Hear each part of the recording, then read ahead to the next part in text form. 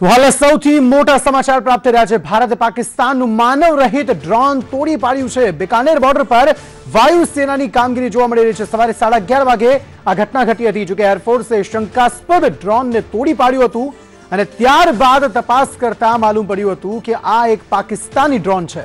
માહિતી પ્રાપ્ત થઈ રહી છે કે પાકિસ્તાની ડ્રોનને તોડી પડાયું છે, જેમાં એરફોર્સ દ્વારા બિકાનેર બોર્ડર પર વાયુસેનાની આ સશક્ત કામગીરી જોવા મળી રહી છે, જ્યાં માનવ રહિત ડ્રોન જે છે તેને તોડી પડાયું છે।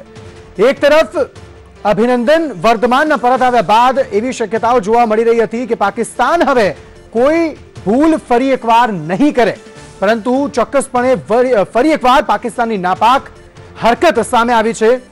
અવરચંડાઈ પાકિસ્તાનની સામે આવી છે, જેમાં એક ડ્રોન જે માનવ રહિત ડ્રોન હતું પાકિસ્તાનનું તે તોડી પડાયું છે।